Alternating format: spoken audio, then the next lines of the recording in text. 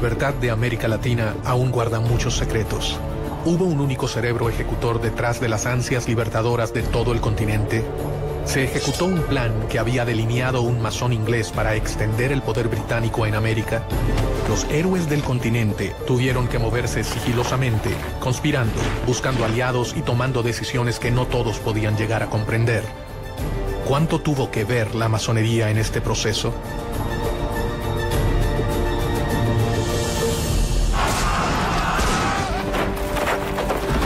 Los máximos libertadores de América, Simón Bolívar y José de San Martín, se reunieron una vez en su vida, a solas, a puertas cerradas en la ciudad de Guayaquil. Gran parte de la vida de los héroes transcurrió en un secreto absoluto. Sin embargo, nada es tan secreto como lo que ocurrió en aquella reunión. Se supone que discutieron los planes finales para la derrota de los españoles. ¿Cuál es la verdad sobre el rol de las sociedades secretas en la historia de la independencia de Latinoamérica?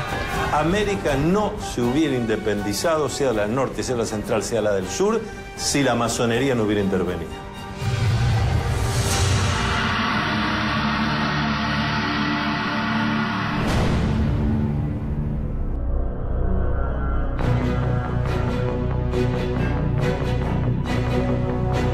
A lo largo de la historia, las sociedades secretas han manejado planes y alianzas ocultas para llevar a cabo sus objetivos. Archivos y documentos revelan una historia paralela al relato tradicional de la emancipación de América.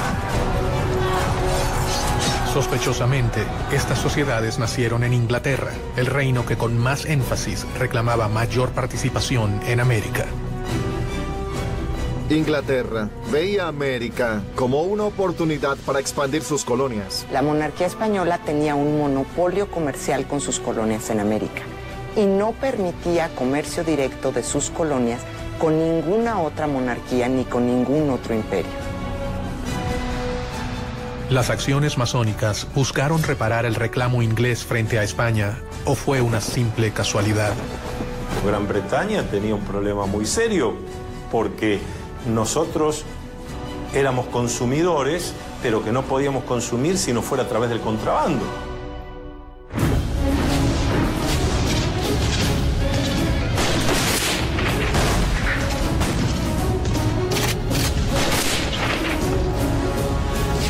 Después de las guerras napoleónicas, después de Waterloo, la economía inglesa está en una depresión y una recesión terrible, con altos niveles de desempleo, mucha disatisfacción, demostraciones populares, etc.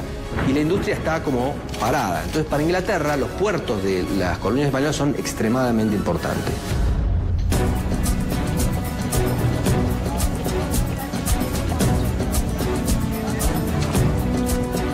Inglaterra era el lugar ideal para que germinara un plan que podía cambiar el orden mundial para siempre.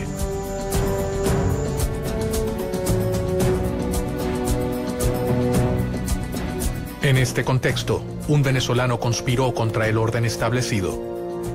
Francisco de Miranda. Miranda se va a convertir prácticamente en el americano más universal de su tiempo, en el criollo de mayor visión universal y de mayor preparación.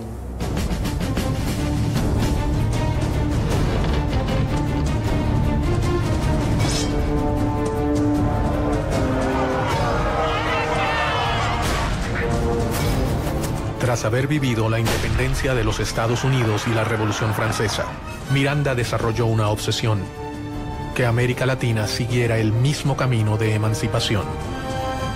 Él fue responsable de formar a los máximos líderes del continente, entre ellos a Simón Bolívar, José de San Martín y Bernardo de O'Higgins.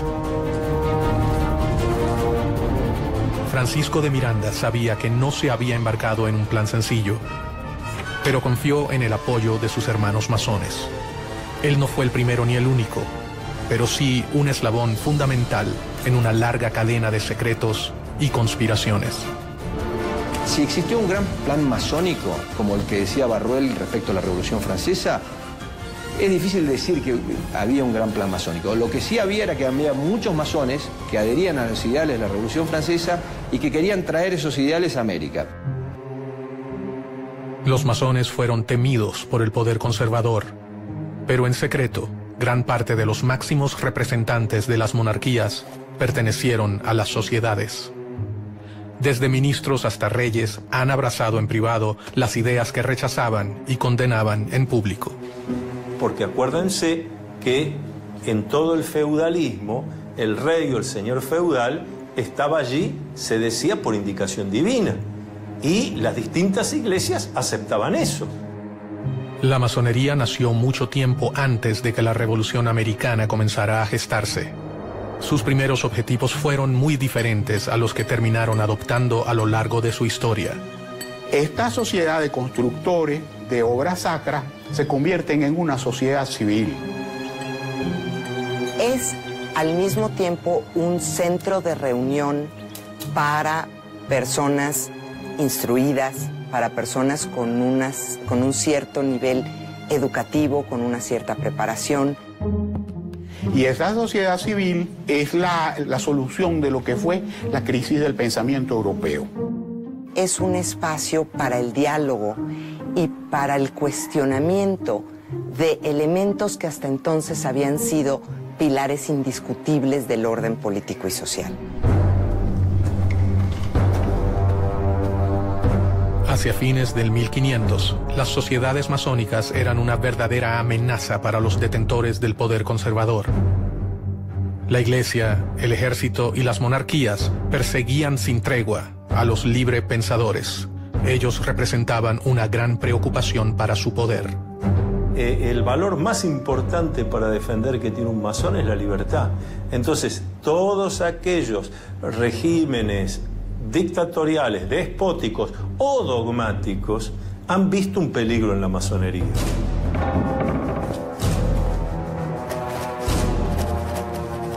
Clandestinamente, sin revelar sus verdaderas intenciones, los masones comenzaron a escalar posiciones en las estructuras tradicionales de poder.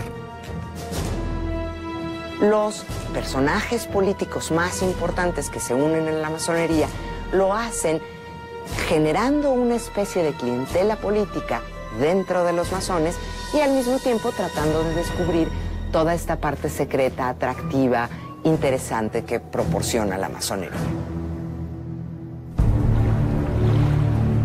Fue en Inglaterra en donde las logias comenzaron a afianzarse en el poder, de la mano del rey Guillermo III. La masonería inglesa es una masonería simbólica, tiene solo 3 grados. Y los masones ingleses son hombres honorables, que no conspiran ni contra la religión ni contra el rey.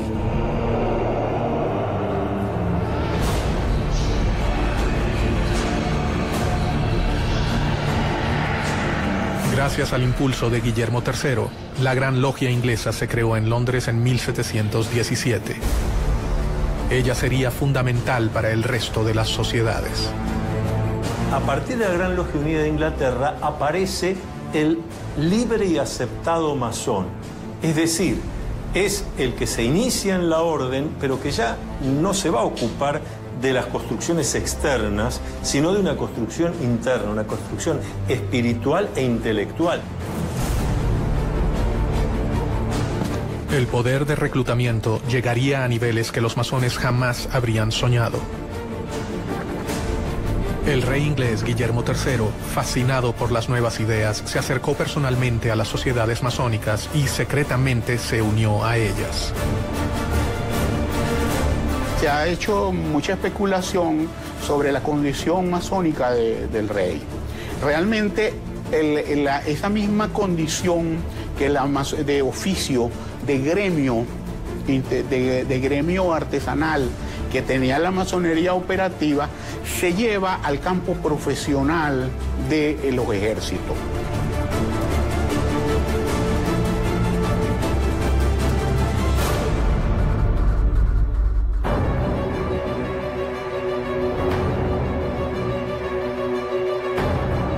El accionar del rey inglés traería nuevos aires para la masonería europea. Se fundan logias en países como Irlanda, Escocia, Francia y Alemania. En 1726, la Gran Logia Inglesa abrió una sucursal en Gibraltar y en 1728 en Madrid y en Portugal. y al año siguiente en París. Pero la fascinación por las nuevas ideas no quedaría relegada a la corona británica. Años antes del comienzo de las luchas libertadoras en América, un hombre en la corte de España leyó una realidad de una manera totalmente innovadora y comenzó a idear planes para cambiar al mundo. Pedro Pablo Abarca de Bolea, el conde de Aranda. El conde de Aranda resultó ser un personaje muy importante en la historia de las colonias españolas en las Américas. Permitió el funcionamiento y la organización de tanto ideas de la Ilustración como reformas administrativas y propició en algunos sentidos la formación de algunas burguesías en el ámbito de España. Hay quienes creen que el conde de Aranda alcanzó los más altos grados de la masonería europea y que llegó a ser uno de los hombres más poderosos por debajo del rey de España. Su influencia sobre el trono y su compromiso con sus ideas podían cambiar al reino español para siempre.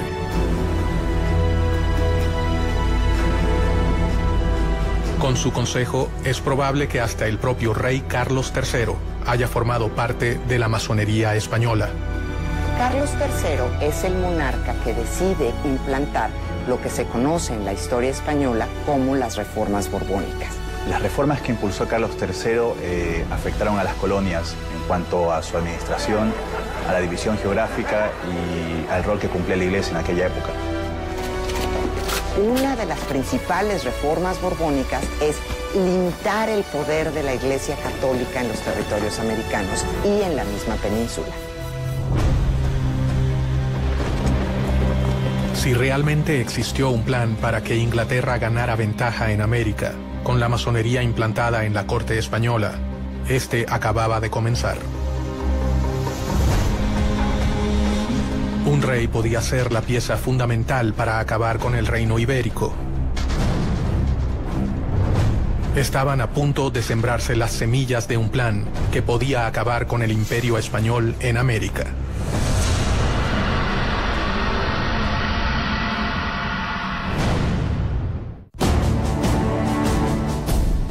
La masonería es una de las redes de sociedades secretas más importantes de la historia. Su organización cambió el rumbo de las relaciones entre América y Europa. Los grandes líderes de la independencia americana eran masones. Miranda, San Martín, Bolívar y O'Higgins fueron grandes maestros. ¿Qué intereses se ocultaban detrás de los planes masónicos? ¿Quiénes se beneficiaban?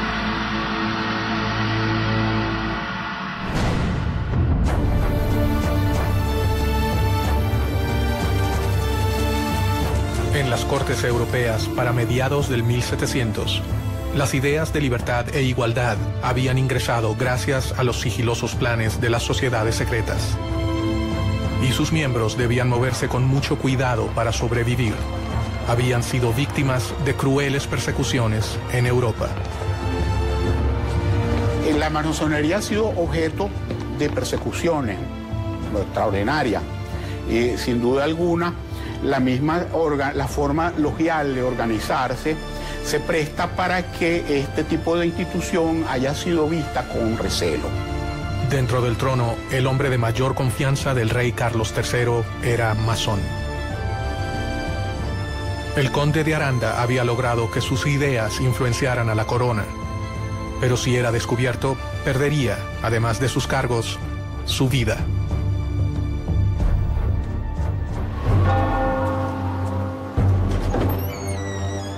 Obviamente que todo aquel que no respetaba los dogmas de la Iglesia Católica, Apostólica y Romana era objeto de persecución por la Inquisición.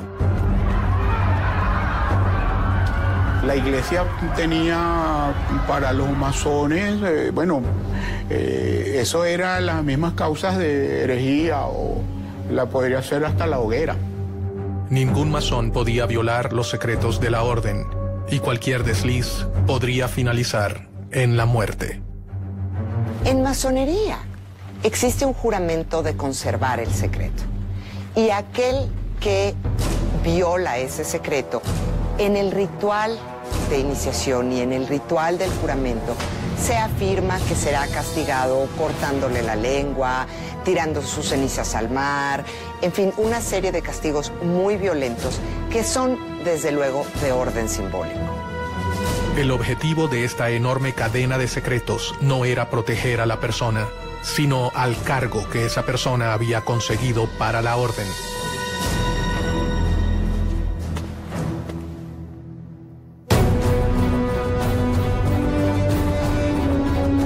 Bajo un gran secreto, el conde comenzó una lucha contra los poderes tradicionales. Todo hombre de poder tiene sus enemigos y el conde de Aranda no era la excepción. Tenía tantos enemigos dentro de la corte como por ejemplo Manuel de Godoy, quien terminó ocupando su lugar, y enemigos obviamente en el exterior y dentro de la iglesia. En medio de aquellos cambios comenzó a firmar resoluciones que atacaban directamente a su enemigo más poderoso, la iglesia. Una de las principales reformas borbónicas es limitar el poder de la Iglesia Católica en los territorios americanos y en la misma península. Por consiguiente, el conde de Aranda y muchos otros miembros de la corte y el rey Carlos III deciden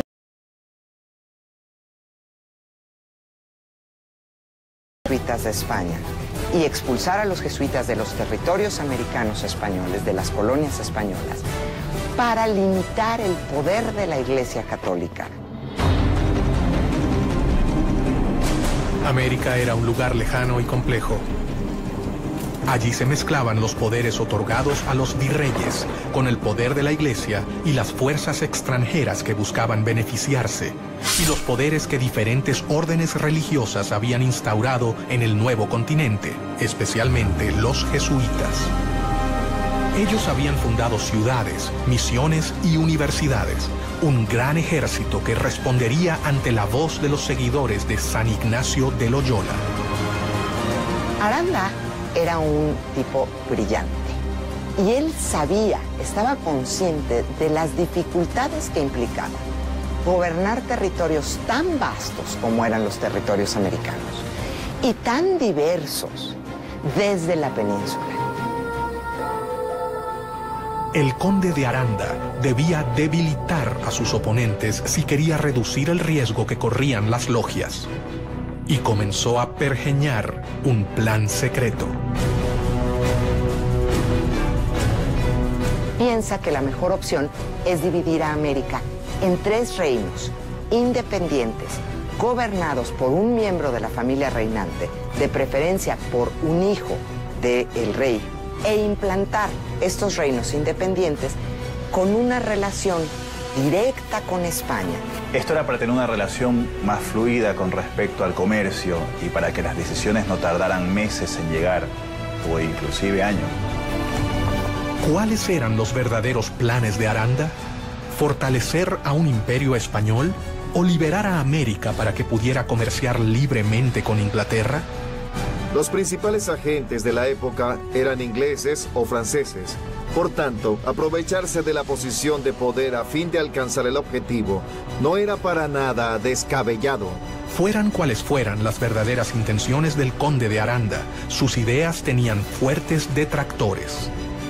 Debía minar el poder de sus adversarios para que sus planes pudieran concretarse.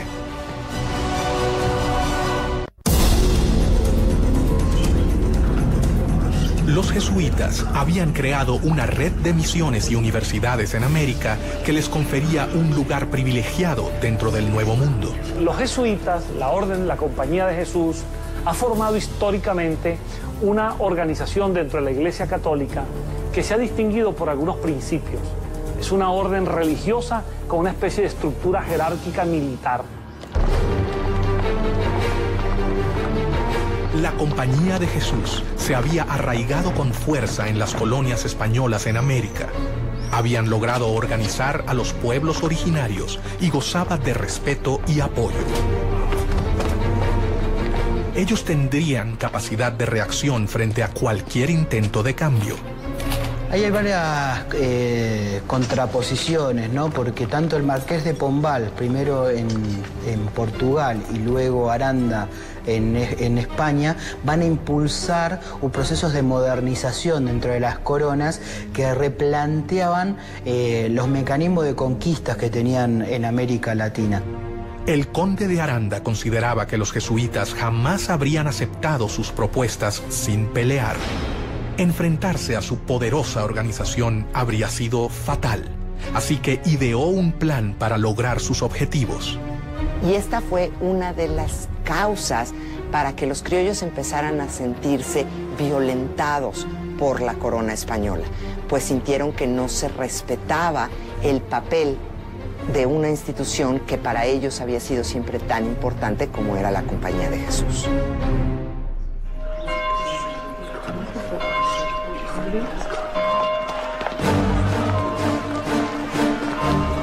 La expulsión de los jesuitas fue una de las obras masónicas más decisivas y mejor orquestadas de la historia. Un hecho que terminaría colaborando directamente con la independencia de las colonias americanas.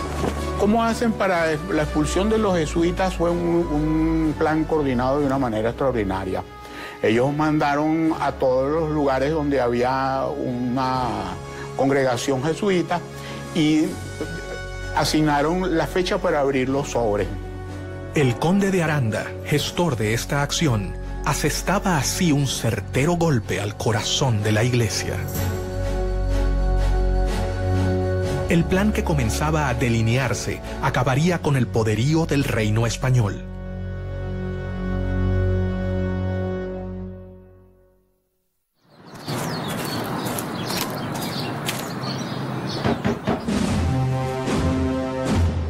El decreto de Carlos III precisamente ordenaba que se abrieran los sobres ese día para que la operación no tuviera ningún tipo de resistencia.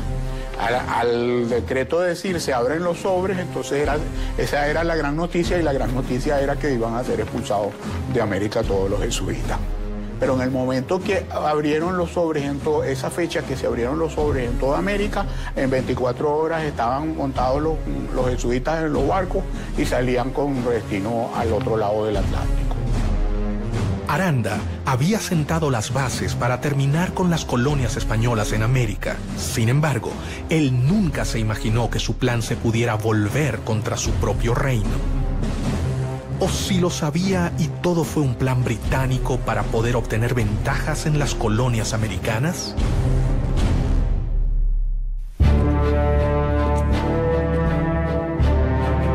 Pero no solo desde España se ideaban planes para las colonias.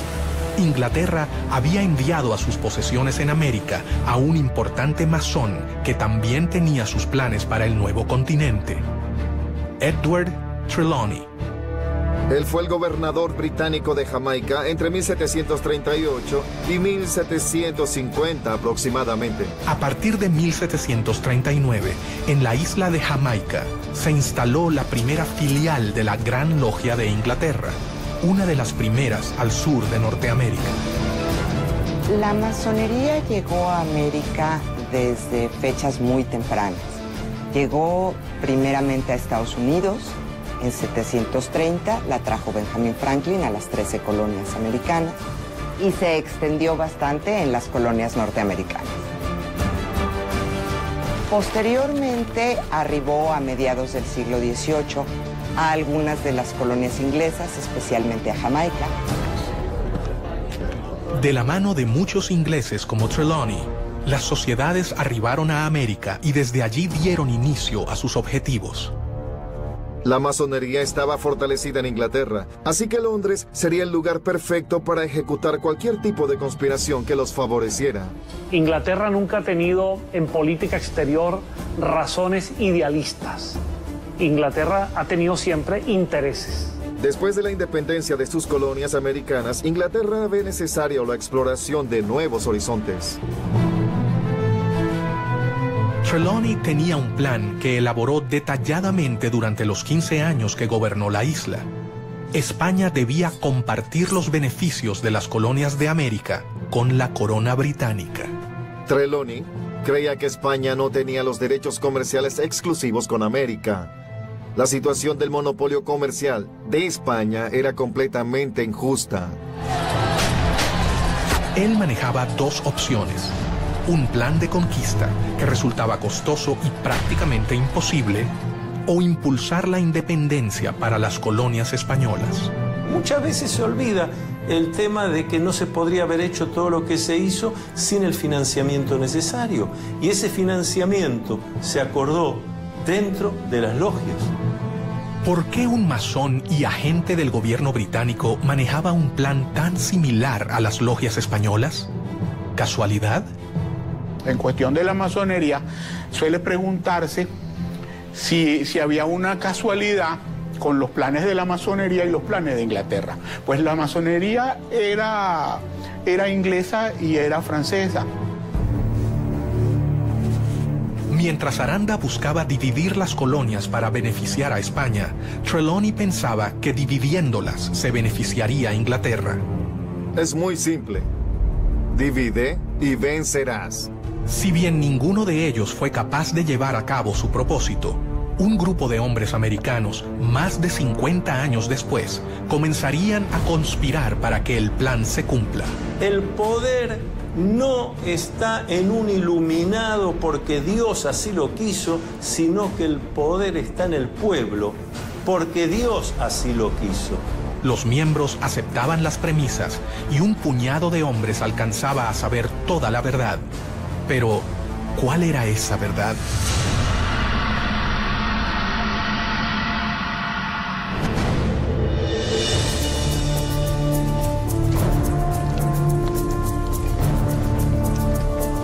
Los librepensadores llevaban a cabo una batalla interminable y desigual con la Iglesia. Si bien ésta había llegado al continente para evangelizarlo, ciertamente no tenía el mismo poder represivo que en los países de origen. El despotismo ilustrado tenía un plan para elaborar su crecimiento comercial, su incorporación a lo que era la evolución hacia el capitalismo, y la Iglesia tenía sus planes a largo plazo. En paralelo a la llegada de las logias al continente, los jóvenes americanos viajaban de América a Europa con el fin de transformarse en los administradores de las colonias españolas en el Nuevo Mundo. Francisco de Miranda fue el primero en llegar. Unos años más tarde viajarían Bernardo de O'Higgins, José de San Martín, Simón Bolívar, Andrés Bello López, entre otros. Otra vez, el lugar de reunión de todos ellos sería Londres. ¿La corona británica estaba interesada en promover a los jóvenes americanos? Muchos de los jóvenes americanos se van a estudiar a Europa. Muchos de ellos también están buscando una educación más cercana a la Ilustración. Inglaterra siempre fue un lugar donde podían desarrollarse diferentes ideas. En Europa se encontraron con una realidad totalmente diferente a la que esperaban hallar. Están buscando una educación más cuestionadora, menos vinculada con la Iglesia, menos vinculada con el conocimiento tradicional.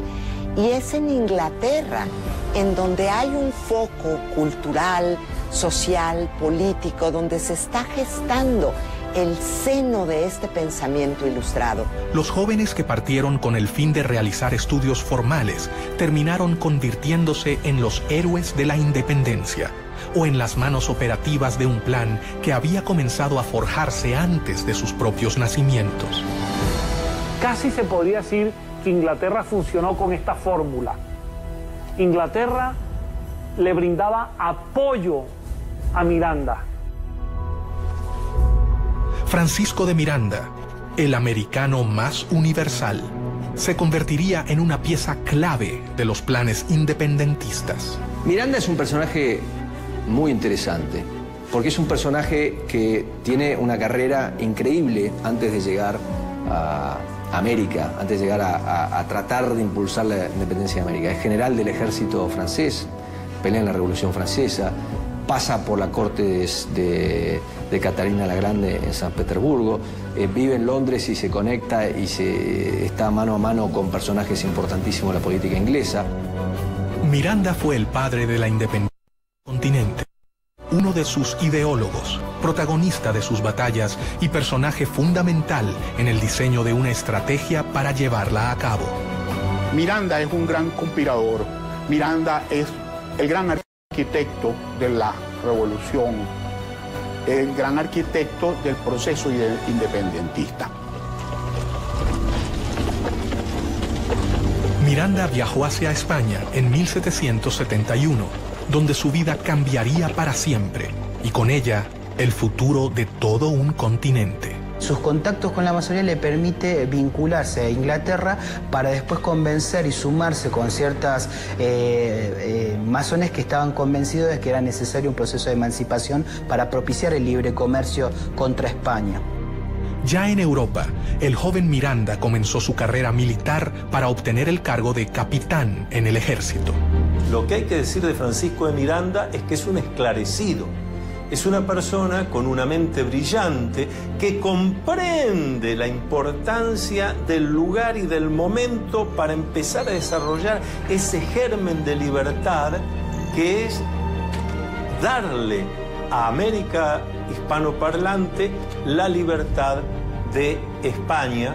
Paralelamente, se deslumbró con las nuevas ideas que se estaban gestando en el viejo continente. Miranda fue un político, un militar, un diplomático, un escritor, pero ante todo fue un gran humanista. Comenzó a armar su propia biblioteca, adquiriendo las obras de los pensadores más importantes de la época, lo que más tarde le traería innumerables problemas. Miranda, allí en España, se había interesado en la lectura de obras prohibidas, tipo político, filosófico, obras de los enciclopedistas, de los ilustrados, y la Inquisición estaba muy pendiente de las personas como él que leían estas obras. Poco a poco, Francisco de Miranda comenzó a forjarse un nombre, pero una acusación cambiaría el rumbo de su vida para siempre. La Inquisición estaba dateada, vamos a decirlo así, o le pasaban información de parte de los rivales militares que tenía Miranda. Se le acusaba de tener libros prohibidos y por eso tuvo que prácticamente venirse con Cajigal. Cajigal hace una jugada que le permite a Miranda escapar de la Inquisición.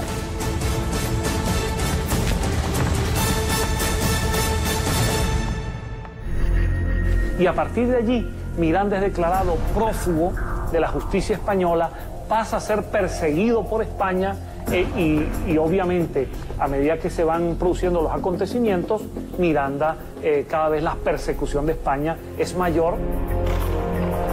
El 10 de julio de 1783 llega a los Estados Unidos. Ya se ha producido la declaración de la independencia, el hecho independentista de Estados Unidos, y Miranda se apasiona por ese proceso. Y Miranda va a viajar por distintas ciudades de los Estados Unidos, tratando de tomar contacto con esa realidad, con las causas que llevaron a la independencia, con la manera como los Estados Unidos de América se ha independizado de Inglaterra y sobre todo toma contacto con los ideales de los independentistas norteamericanos. En Estados Unidos, Miranda terminaría de comprender qué debía hacer.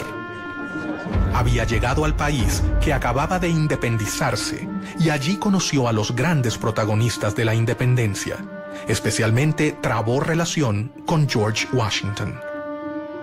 Tuvo entrevistas con líderes como Jefferson, Hamilton, Knox, es decir, con figuras muy importantes en la conducción del nuevo país independiente en Norteamérica. No se sabe exactamente dónde se inició el general Francisco de Miranda como masón.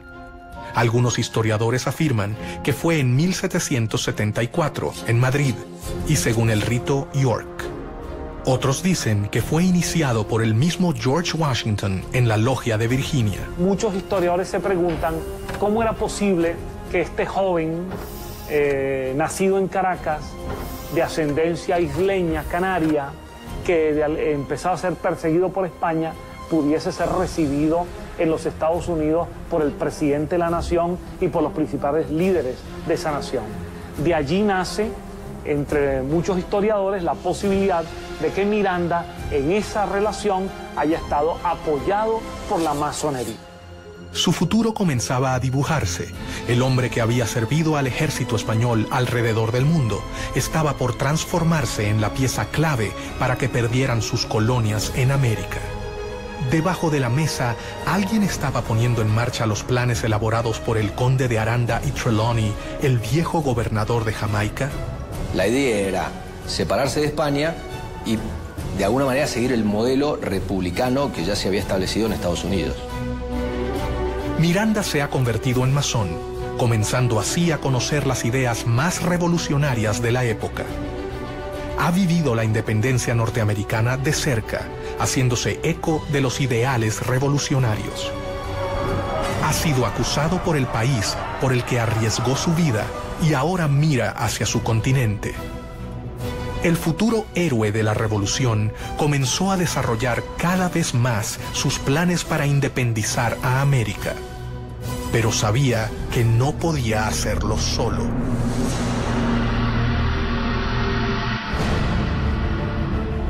En su afán por independizar a América Latina de España, en diciembre de 1784, Miranda partió de Boston a Londres y de allí viajó por varios países de Europa.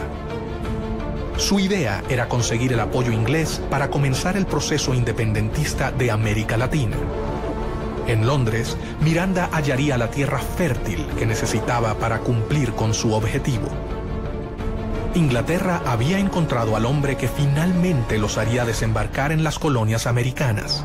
Miranda sí utilizó a Inglaterra, en el sentido de que Londres le sirvió de base de operaciones durante muchos años, en el sentido de que Pitt le dio algunos respaldos económicos indirectos, en el sentido de que hubo figuras del gobierno inglés que le apoyaron. Miranda decidió recorrer diferentes países europeos en búsqueda de apoyo para su plan. Y allí también, en las distintas logias europeas que Miranda visitó y en algunas de las cuales tuvo que estar bastante tiempo para convencer, para contestar preguntas, para ver cómo se podía hacer, para trabajar sobre mapas, etc. Allí también fue descubriendo quiénes eran los hermanos que tenía sentido que vinieran a América para ayudar, cuáles convenía que se quedaran allá y cuáles no se podía contar. En 1792 se encontraba en París, donde estaba en pleno desarrollo la Revolución Francesa. Sin dudarlo, Miranda decidió ponerse al servicio del gobierno revolucionario. Por segunda vez en su vida, se encontraba en contacto con ideales revolucionarios llevados a cabo por logias masónicas. Es que América dependía totalmente de lo que sucedía en Europa. América no tenía entidad política propia. América, para entender lo que pasaba en América, había que entender lo que pasaba en Europa. Y hasta 1815, Europa tiene una figura central que es Napoleón. Entonces, volviendo a la masonería, hay dos países donde la masonería tiene una importantísima influencia: Estados Unidos y Francia.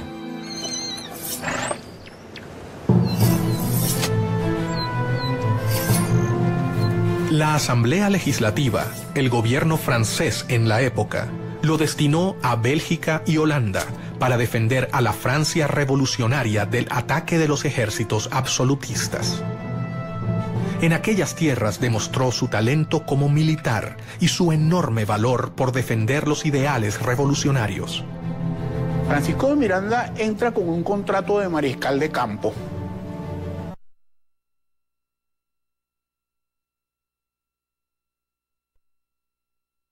Parte activa en este proceso. Es muy interesante porque el sector al cual Miranda está vinculado es al de los girondinos, y en Caracas se le acusaba más tarde de jacobino. Gracias a su aporte en Francia, Miranda se convirtió en el único latinoamericano cuyo nombre figura en el Arco del Triunfo.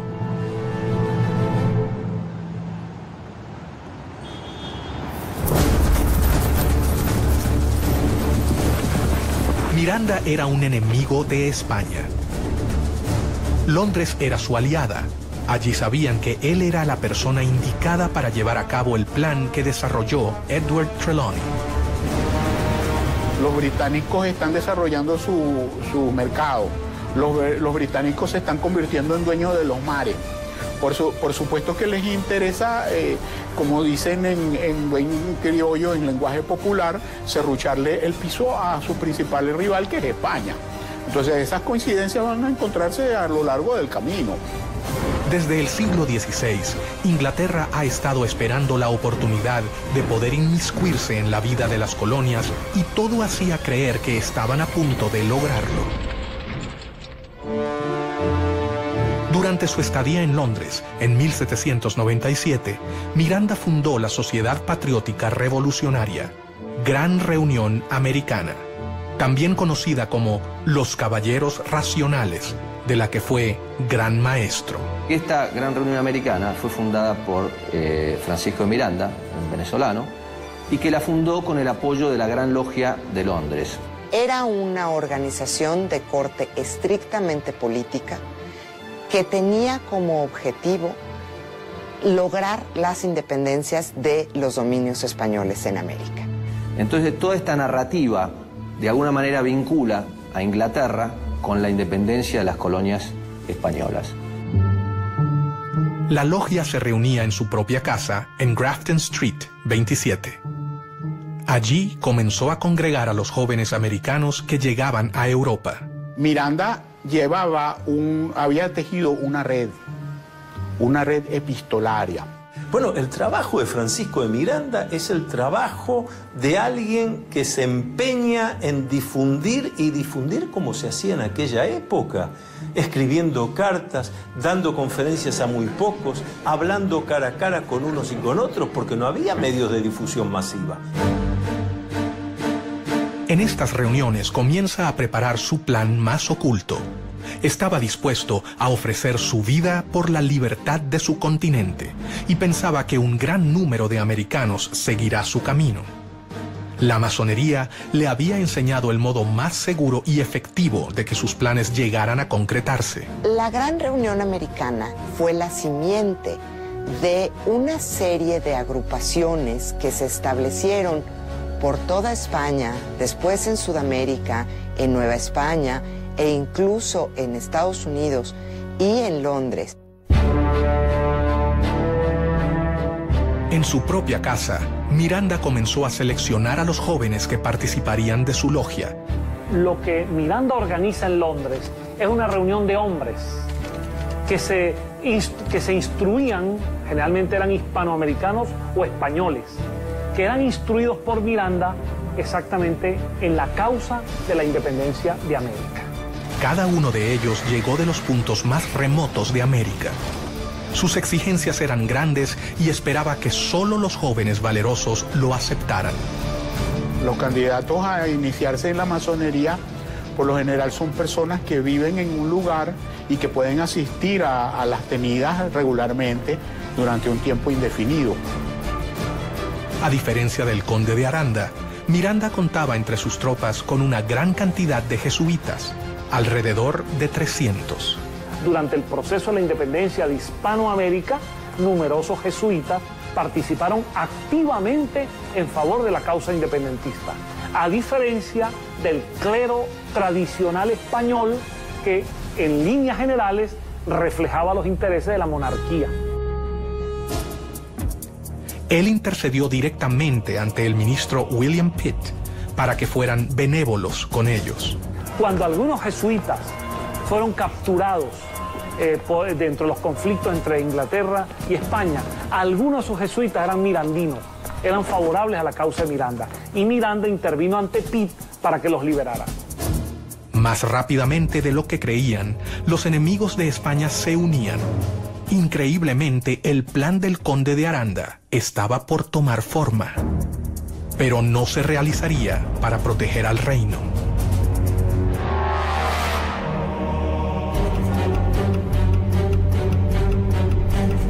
Francisco de Miranda sabía que la elección de los postulantes sería determinante para sus planes. Ellos tenían que ser líderes, comprometidos, fuertes y por sobre todo tenían que abrazar su causa y la masonería. No podía exponerse a que sus planes quedaran expuestos. Miranda había redactado un juramento, tal cual se hace en las logias masónicas. Un juramento al estilo de Miranda, porque era un juramento para que aquel hombre se comprometiera a trabajar incansablemente por la independencia de América. Mucho secreto, valor y constancia son la égida que os escudará de los brazos de los tiranos, decía Miranda a sus adeptos. No ha podido establecerse la fecha ni el lugar en los que Miranda se inició en la masonería, aunque no existen dudas de su condición de masón. Formaba parte así de logias internacionales.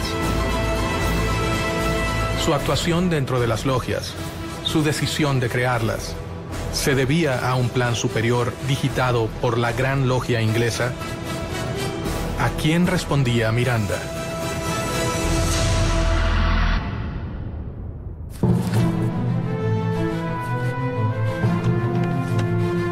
Casualidad o no, el plan elaborado por Miranda y las logias parecía responder palmo a palmo al plan creado cerca de medio siglo antes por otro masón, perteneciente a la Gran Logia de Inglaterra, el gobernador de Jamaica, Edward Trelawney. Si bien se parecen en cuanto al rol del comercio en América y en cuanto a quién sería el más beneficiado, divergen con respecto a su finalidad. A diferencia de Trelawney y del conde de Aranda, Miranda puso en práctica lo que otros solo habían pensado.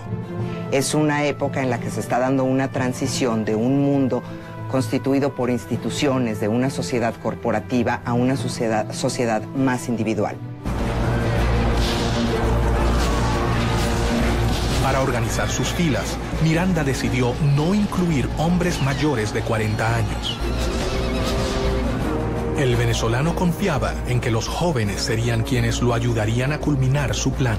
La inteligencia de Miranda lo llevó a comprender que para ciertas cosas necesitaba contar con lo que nosotros llamamos los ancianos sabios. Contactos políticos, diplomáticos, financieros. Pero para la ejecución concreta de la obra, lo que llamamos en masonería los grupos de masonería operativos, donde hay que ir a hacer cosas concretas, había que entusiasmar a la juventud.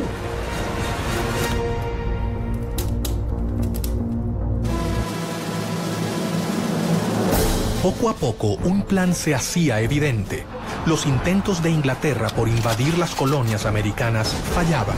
Solo quedaba la oportunidad de la conspiración a través de las logias conformadas por los mismos americanos. Recordemos que al mismo tiempo, Inglaterra siempre estaba intentando cualquier tipo de invasión de las colonias americanas. E Inglaterra poco a poco intentaba sustraer algunos territorios dentro de esa vasta expansión continental que era Hispanoamérica.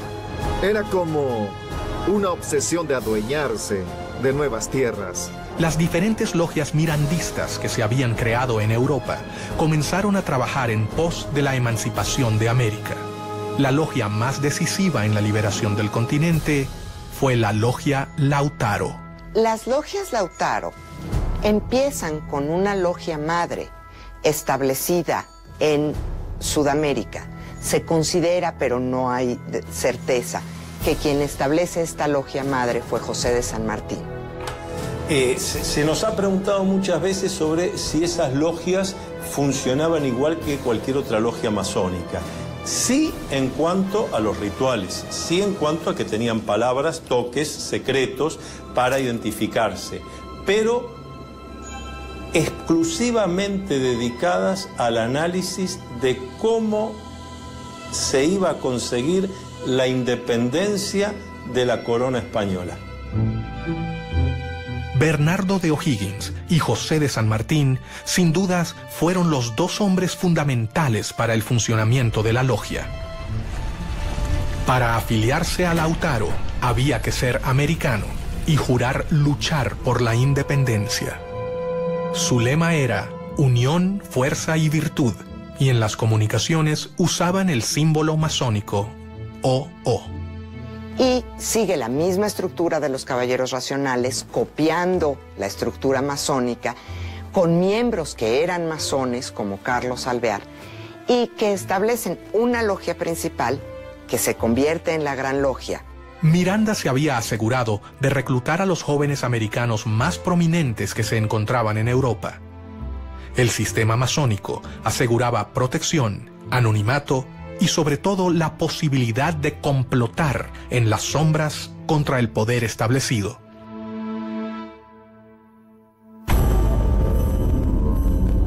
Mientras que las logias se afianzaban en América, sus líderes debían tomar las precauciones necesarias para proteger a sus miembros. La clave de la supervivencia se encontraba en sus intrincadas estructuras, su complejo modo de ingreso y su compromiso de silencio. Las logias que operaban aquí practicaban rituales masónicos que tenían que ver más que nada con el sistema de grados. Según el grado que cada hermano tenía dentro de la logia, era el conocimiento de la parte del plan que tenía. El ascenso del grado tiene que ver con la lealtad que hayas demostrado a la causa de la independencia o a la causa de los gobiernos independientes. Las logias Lautaro tienen solamente 5 grados y el último grado está destinado para los líderes militares, que son aquellos que van a controlar, que son aquellos que van a llevar el mando de las armas en las independencias y después, mediante las armas, van a sostener los gobiernos independientes recién establecidos. Ninguno tenía todo el plan. De manera tal que si alguno de los hermanos hubiera caído en manos del enemigo y bajo tortura se hubiera visto obligado a revelar algún secreto, el secreto que revelaba era apenas un trocito de la totalidad.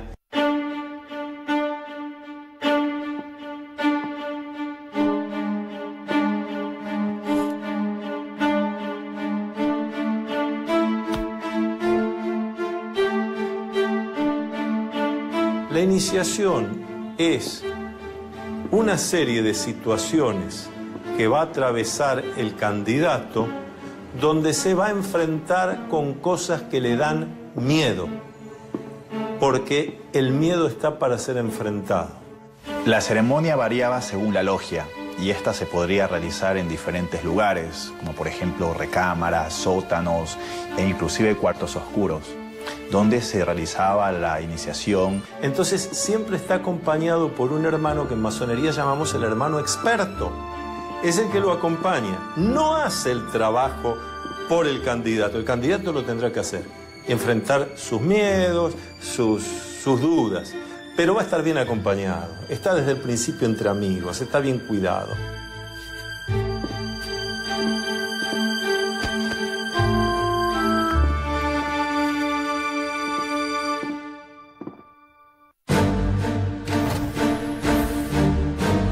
Uno de los primeros en unirse a la logia fue Bernardo de O'Higgins. O'Higgins era hijo natural de Ambrosio O'Higgins, virrey del Perú. José de San Martín, O'Higgins, Simón Bolívar y tantos otros masones han recibido la influencia de Miranda de una manera muy concreta, muy positiva, porque son los que después llevan a la práctica con las armas la posibilidad de lograr países democráticos en América. A los 15 años fue enviado a estudiar a Londres y allí conoció a Miranda. Miranda le inculca a O'Higgins, a través del diálogo, a través de la lectura, dos cosas fundamentales: ideas de libertad y espíritu de lucha, para lo cual Miranda llega a convertirse en un completo maestro para O'Higgins. En 1801, Miranda le encomendó a O'Higgins que fundara una logia Lautaro de caballeros racionales en Cádiz. Hay 3 documentos importantes sobre la Sociedad de Caballeros Racionales y esos documentos de alguna manera nos dan algunas pautas de lo que pudo haber sido esta sociedad, qué vinculación tuvo con la masonería y qué vinculación tuvo con la logia Lautaro. Miranda le escribió un texto que concluía: «Leed este papel todos los días durante vuestra navegación y destruidlo enseguida. No olvidéis ni la Inquisición, ni sus espías, ni sus sótanos, ni sus suplicios». en logias como las lautarinas, los secretos eran más imprescindibles, porque ahí había una guerra. Entonces, en medio de una guerra había necesarios los secretos, la inteligencia, la contrainteligencia. La logia comenzaba a convocar a los jóvenes más prometedores del continente, quienes estaban unidos entre sí por un lazo mucho más grande que el de la voluntad política. Ellos compartían todo un sistema secreto de fraternidad y solidaridad que habían comenzado a completar con un solo objetivo: terminar el dominio español en el continente.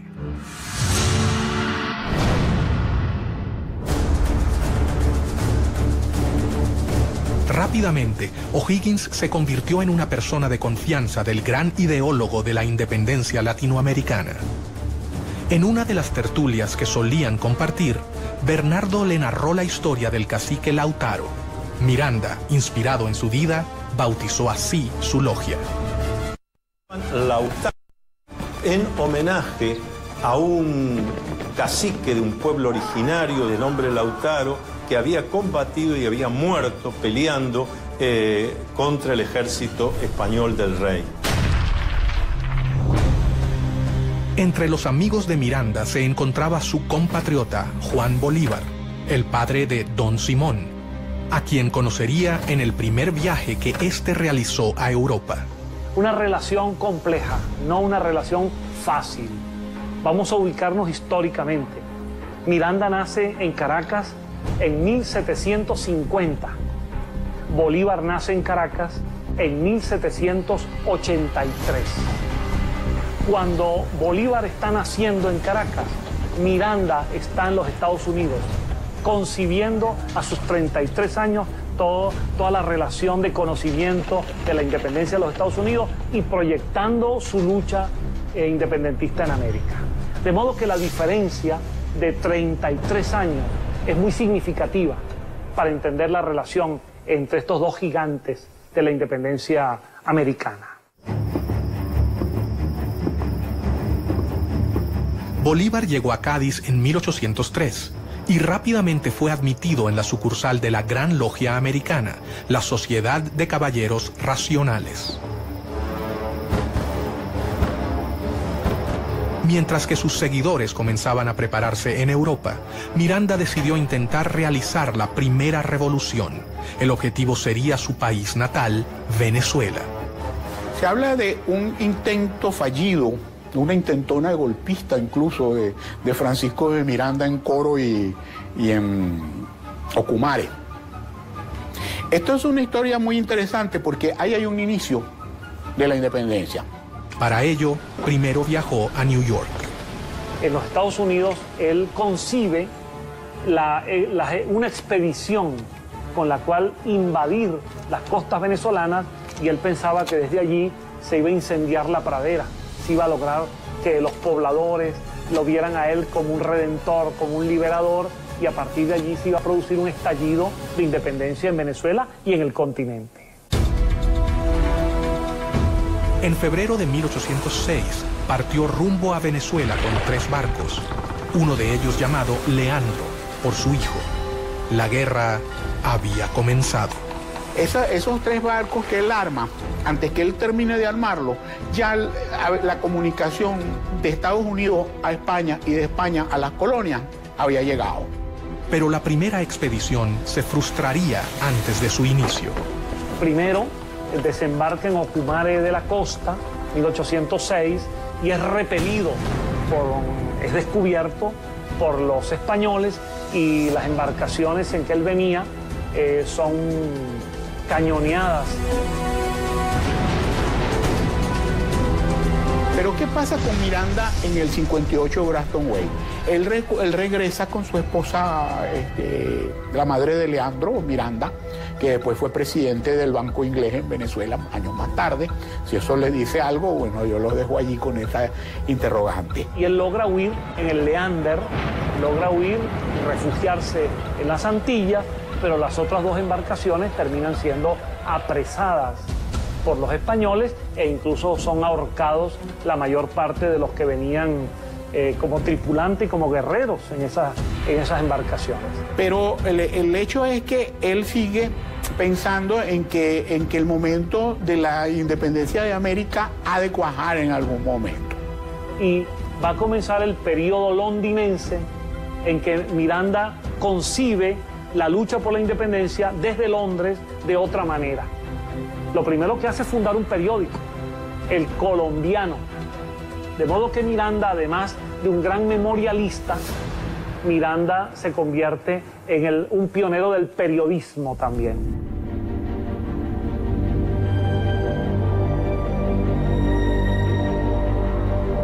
En 1806, Bolívar recibió el grado tercero, o maestro, en la logia simbólica London número 5 de Inglaterra. En 1810, en Londres, Miranda le confirió el supremo grado de iniciación en la Gran Logia Americana y juntos fundaron la Logia Protectora de las Virtudes número 1 en el oriente de Barcelona, Venezuela.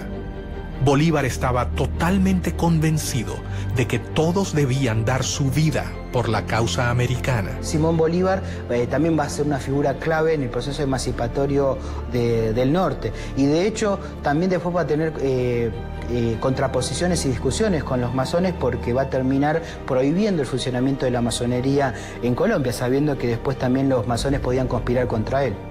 Convencido de sus planes de liberación del continente y de que el complot secreto era la mejor manera de lograrlo, Miranda continuó reclutando miembros para su causa. Uno de ellos fue José de San Martín, gestor de la independencia de Argentina, Chile y Perú. San Martín llegó a Londres 10 años después de que partiera O'Higgins. Algunos historiadores señalan que el paso de San Martín por Inglaterra es muy significativo, porque es precisamente allí en donde él se reúne con intelectuales, con políticos, para discutir el tema de la independencia de las colonias. Durante la campaña había conocido a Lord Macduff, un noble escocés que lo introdujo en el mundo masón en general y en la causa americana impulsada por Miranda.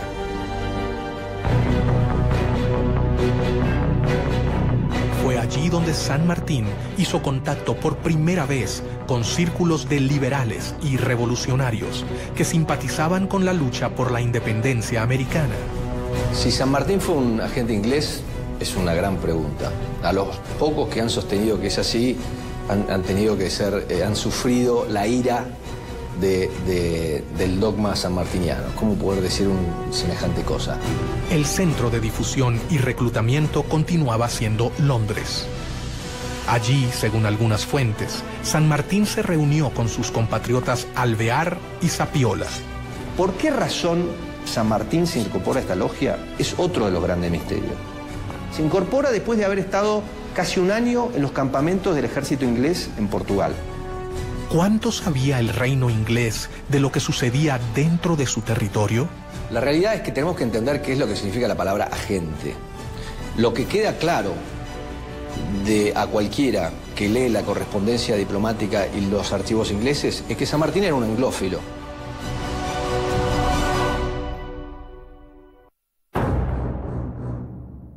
Miranda sabía que había logrado dar el primer paso.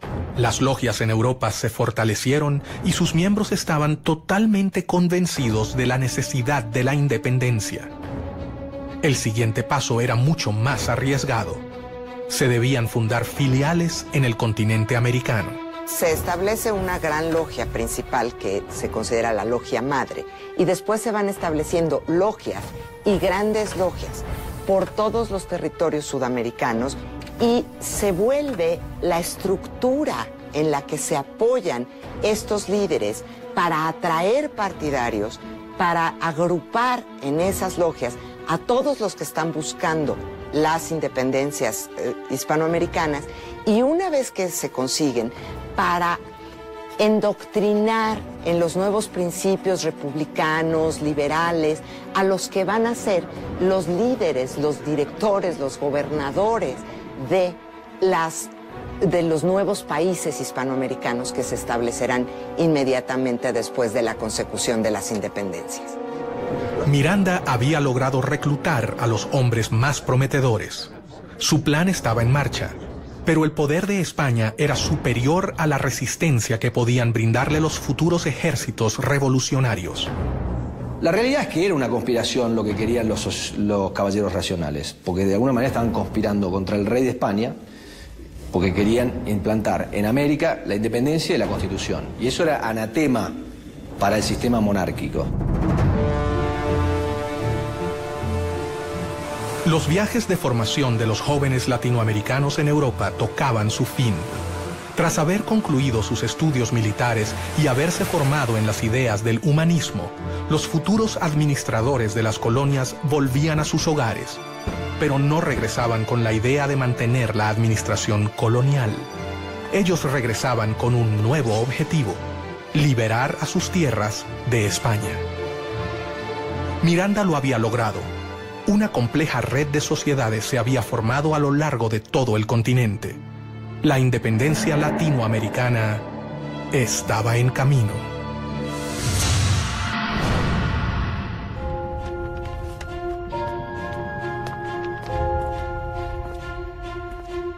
Mientras tanto, un hecho externo colaboraría con la causa: la llegada de Napoleón al trono de Francia y la instauración del Primer Imperio llevaron a Europa a una era de guerras, caos, alianzas y traiciones. Y entonces Napoleón tiene que desarrollar estrategias para atraerse adeptos en España. Y una de esas estrategias es utilizar a la masonería como herramienta. Hasta el momento en que ellos iban conquistando una ciudad, iban conformando logias y iban dejando sus cuadros masónicos como una suerte de control de la sociedad civil. Las fuerzas napoleónicas contaron con una serie de victorias iniciales que llevaron a la abdicación del rey español en Bayona, Carlos IV, quien se vio obligado a renunciar en favor de su hijo Fernando VII. Napoleón crea su propia masonería, que es conocida como masonería bonapartista. Incluye ahí a todos los que son denominados afrancesados, que son los españoles que aceptan el gobierno bonapartista y que reconocen a Napoleón y a José Bonaparte.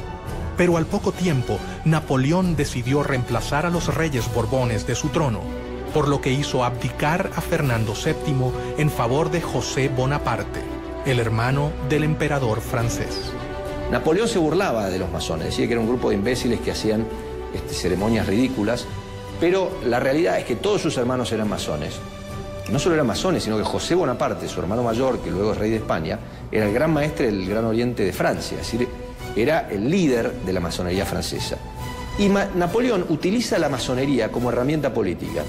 Y dentro de esas logias intenta difundir una serie de principios que hacen aparecer a su imperio como un imperio muy liberal, defensor de los derechos del hombre, defensor de los derechos del ciudadano, pero al mismo tiempo pues no deja de ser un imperio. Mientras Europa vivía convulsionada, las logias masónicas entendían que era el momento de actuar. Las sociedades americanas vieron con preocupación la invasión francesa sobre la madre patria.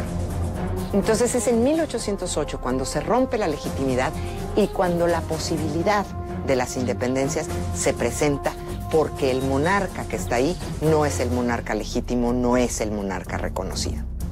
Miranda instó a sus hombres. El momento había. Estaba Miranda en el medio. Miranda con su interés colocado en la independencia de Hispanoamérica.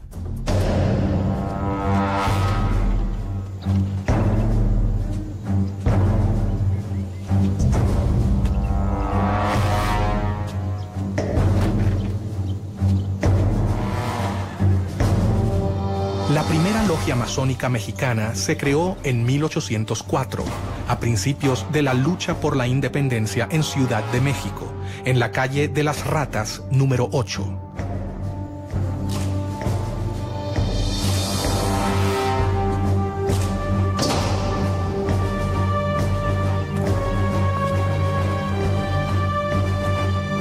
Una masonería muy poderosa, muy extendida, que produjo una enorme influencia en toda la política de México y del resto de América Central hasta la actualidad. Los masones mexicanos fueron los primeros en entrar en acción. En 1810, Querétaro era el principal centro de la conspiración para llevar a cabo la independencia política del país. Bajo el disfraz de saraos y reuniones literarias, los conspiradores se reunían en esa ciudad. A estas reuniones auspiciadas por la corregidora Josefa Ortiz de Domínguez, concurrían distinguidos queretanos, así como los capitanes Ignacio Allende, Juan Aldama y los hermanos Epigmenio y Emeterio González.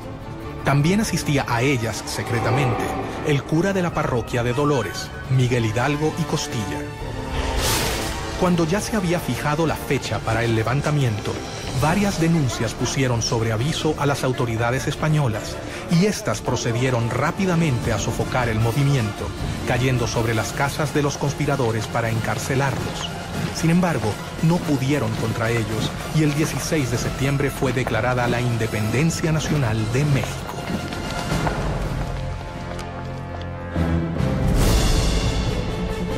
Bolívar y Miranda se reunieron en Londres, dispuestos a no posponer más sus planes independentistas. De hecho, el joven Bolívar toma la iniciativa, no autorizada por la Junta de Caracas, de invitar a Miranda a volver a Caracas. Bolívar partió de Londres rumbo a La Guaira, donde llegó en diciembre de 1810. Pocos días después, también llegó a La Guaira Francisco de Miranda. Cuando Bolívar retorna a Caracas, Miranda, por discreción, toma una embarcación una semana después. Y Miranda llega a finales del año 1810 a Caracas, una semana después que Bolívar ha llegado. Miranda volvió a Venezuela a instancias de Bolívar, que había comenzado las guerras por la independencia. Los acontecimientos se precipitan en Caracas. El 5 de julio de 1811, el Congreso de Venezuela se firma el acta de la independencia, se declara entonces formalmente lo que ya casi venía desde el año anterior y se firma la independencia de Venezuela. Para ese acto de la independencia, Miranda es diputado y firma el acta de la independencia.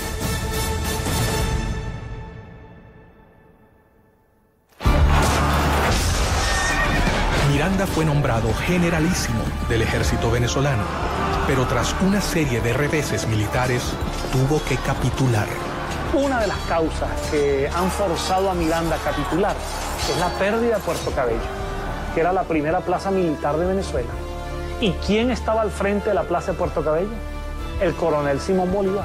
Miranda y otros 400 patriotas a los que al capitular se les había prometido la posibilidad de exiliarse, fueron apresados. Fue tomado prisionero por un grupo de oficiales venezolanos, entre ellos Simón Bolívar.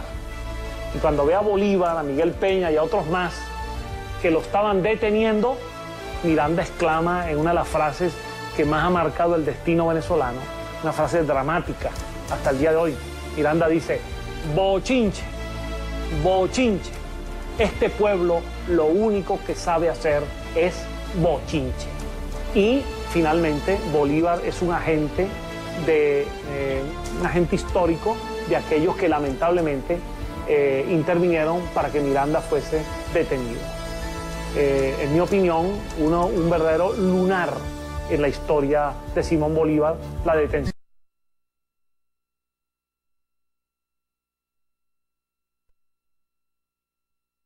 Hasta el momento eran confusos. El plan había sido preparado paciente y ordenadamente.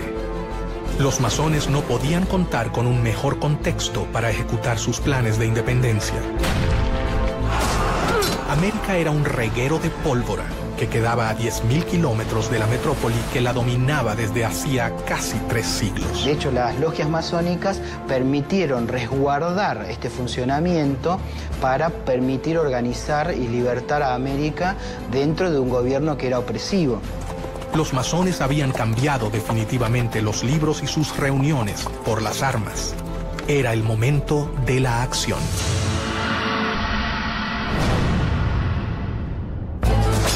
Dos caudillos se destacan en los ejércitos libertadores, 2 discípulos de Francisco de Miranda, José de San Martín, quien desde el Río de la Plata sube hacia el norte, y Simón Bolívar, que lleva la revolución en sentido inverso, desde Venezuela. El ataque al poder podía triunfar si se hacía en simultáneo, como si fuera un plan orquestado. José de San Martín fue iniciado en una logia en Cádiz, España.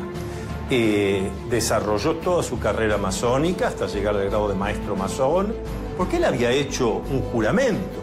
Como militar, él había jurado defender al rey de España y a lo que el rey de España dispusiera. Y ahí se ve la grandeza masónica de San Martín, que a pesar de en ese momento ser atacado por muchos de los que hasta ese momento habían sido sus compañeros, él decide ponerse por encima y hacer lo que había que hacer.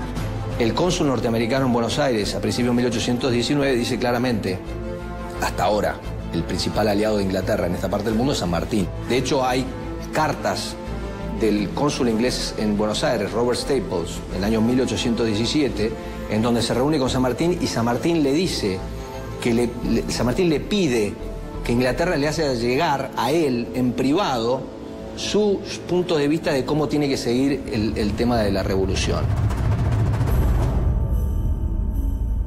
Pero Fernando VII logró regresar a su trono y cuando lo hizo, consciente del poder de las logias, instaló nuevamente el régimen absolutista. Persiguió el constitucionalismo, el liberalismo y la masonería, a los que reprimió con la policía y la Inquisición. Pero la batalla estaba prácticamente perdida. Primero, cuando decían vamos a fernandear, en cierta medida lo que estaban diciendo es vamos a generar una monarquía constitucional, que en algunos casos era llegar a simplemente constituir un mecanismo de gobierno del pueblo, pero todavía respondiendo a un monarca o algunas organizaciones centrales. El proceso de independencia encontraba escollos. Las diferencias entre sus actores crecían. Todo parecía indicar que era más sencillo ponerse de acuerdo en liberar a América Latina de España que en sentar las bases de un nuevo tipo de sistema de gobierno.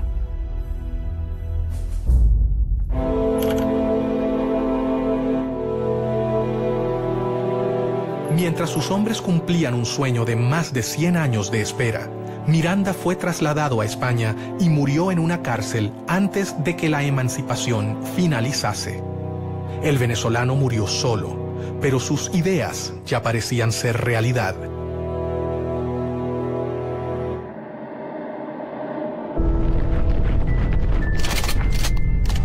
Los conflictos en Europa y España ocurrían tal y como lo había previsto Pedro Pablo, conde de Aranda, cuando sostuvo ante el rey Carlos III: jamás han podido conservarse por mucho tiempo posesiones tan vastas, colocadas a tan gran distancia de la metrópoli.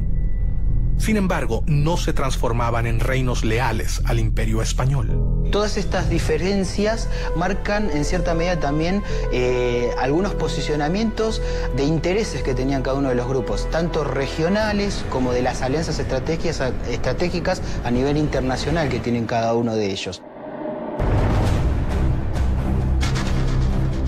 Los masones siguieron sus planes. Cientos de miles de hombres de todo el continente han abrazado su causa. Sin embargo, un hecho dejaría abierta para siempre una pregunta que jamás ha podido ser respondida. El 26 de julio de 1822, en medio de las batallas, los dos generales, Bolívar y San Martín, realizaron una reunión a solas en la ciudad de Guayaquil. Era evidente, era necesario que se reuniesen los dos grandes libertadores, Bolívar y San Martín, que hasta ese momento no se conocían personalmente. Este va a ser su primer y único encuentro en 1822. Ellos conversaron y esas palabras que nadie jamás supo cambiarán la historia del continente. ¿Qué ha pasado ahí? ¿Qué ocurrió? Se ha especulado mucho, pero no lo sabemos. Pero no lo sabemos precisamente porque como buenos masones conocían todos los secretos y algo los lleva a tomar esas decisiones. Bajo una de las versiones más popularizadas, por ejemplo, en la Argentina, la influencia inglesa fue bastante nefasta y de alguna manera impidió que San Martín terminara su tarea liberadora y que de alguna manera lo forzó a retirarse de América en su entrevista con Bolívar. Tras conversar a solas, los hombres se despidieron. Pero al salir, la realidad había cambiado. Bolívar finalizaría la gesta independentista. San Martín se retiraría a Europa. Yo no sé si San Martín era un agente inglés. Lo que sí sé es que San Martín era un hombre que tenía convicciones políticas muy conservadoras que era conveniente para Inglaterra. ¿Tuvo algo que ver Inglaterra en esta reunión? El hecho es que los historiadores, algunos historiadores, han registrado que el propio saludo que se dan San Martín y Bolívar al conocerse en Guayaquil es un saludo típicamente masónico.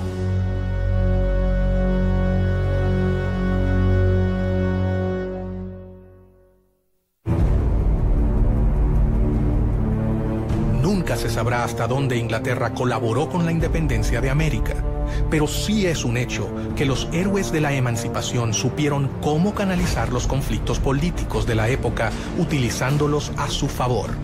Napoleón decía que la historia no era más que una ficción acordada por la mayoría. Muchas veces lo que sucede es que la historia que escuchamos no es la historia real, es la historia que queremos escuchar de alguna manera o que nos gustaría escuchar.